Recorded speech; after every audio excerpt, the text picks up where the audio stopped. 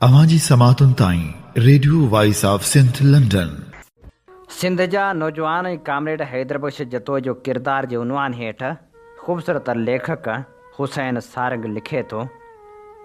सिंध जे नामियारे कानूनदान सियासत जे शहसवार वाता नौजवानन खे बार बार हिदायतूं कयूं वेंदियूं आहिनि त पाण ठाहियो ऐं ॿाहिरि मुल्कनि में वञी पढ़ो ऐं नौकरियूं कयो। इहे ॻाल्हियूं ॿुधी सदाईं कामरेड हैदरबख्श जतोई जो सण बि नौकरी छॾण वारो फ़ैसिलो मुंहिंजे अॻियां ईंदो आहे। तोड़े जो चाहींदे बि मां अञा ताईं पाण अहिड़ी हिमत न करे सघियो आहियां। उनजो हिकिड़ो सबबु तालीम खाते जो इंतिज़ामी उहिदो हुजणु आहे। बाक़ी कामुर के दबदबे खां पाण कोई दूर रहिया आहियूं। मां फ़िक्री ऐं अमली तौरु कामरेड हैदरबख्श जतोई खां घणो मुतासिर रहियो आहियां। 13 साल अॻु हारी हलचल जे वॾनि किरदारनि जा नाला पंहिंजनि निढनि भेण ऐं भाउ ते रखिया हुआ। हिकु भाउ जो नालो हैदरबख्श ऐं हिकु भेण जो नालो बख़्तावर आहे।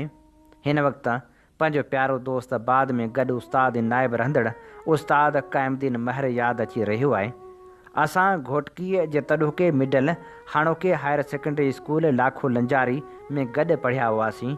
हू हिकु साल असां खां पोइते हो। पोइ वरी उन्ही हाई स्कूल में गॾु उस्ताद पिणु रहियासीं। बाद में जॾहिं 2012 में मां कमीशन करे हाई स्कूल साले महर में हेड मास्टर थियोसि त हू उते अॻी उस्ताद हो। मां संदसि सहकारी किरदार जे करे खेसि स्कूल जो FA बणायो हो। असां जॾहिं हाई स्कूल लाखो लंजारी में उस्ताद हुआसीं त हुन मूंखे ॾाढा इलाज कया हुआ त सखर हली कमीशन जी तयारी कयूं। हुन रिहाइश खाद खुराक ऐं किताबनि समेत सॼे ख़र्च भरण जी पिणु आछ कई हुई। मां उन वक़्तु बि उन सोच जो हुउसि त कड़क कामोरे थियण खां उस्ताद रही क़ौमी ख़िदमत करणु हज़ारे भेरा बहितर आहे। उस्ताद रही अदा कयल पंहिंजे इल्मी अदबी समाजी ऐं सियासी किरदार ते सदाईं फ़ख़्रु कंदो रहियो आहियां। अॼु बि को बि माण्हू उस्ताद या कामरेड कोठींदो आहे त तमामु घणी ख़ुशी थींदी आहे। मां सदाईं सोचींदो ऐं चवंदो रहंदो आहियां त असां जिन नौजवाननि खे नौकिरी या मुलाज़मत पुठियां डोड़ण बदिरां पंहिंजी सिंध धरती जी मालिकी लाइ सोचणु ऐं लोचणु घुरिजे। सरकारी ॿेलाइप बदिरां पंहिंजो को धंधो या कारोबार करणु घुरिजे। मैकाइली तइलीमी पॉलिसीअ जी पैदावार कामरनि में सिंधियत त परे जी ॻाल्हि आहे, पर मंझंदि इंसानियत बि घटि हूंदी आहे।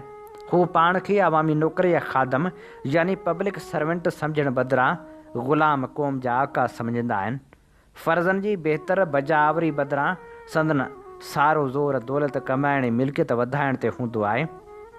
सिंधी क़ौम खे कामरेड हैदरबख्श जतोई जे किरदार वारनि माण्हुनि जी घुरिज आहे जंहिं ऑफिसरी खे लत हणी सिंधियत ख़ासि करे हारियुनि जे हक़नि लाइ तारीख़ी किरदारु अदा कयो।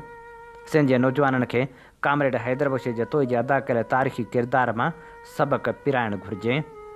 सिंधी लोक ॾाहिप जो ॾस ॾिनल आहे त उत्तम खेती, वधंदड़ वापार, नीच नौकिरी, भुटकनि कमनि जा भुटकी सियासत बि ग़ुलामाणी आहे।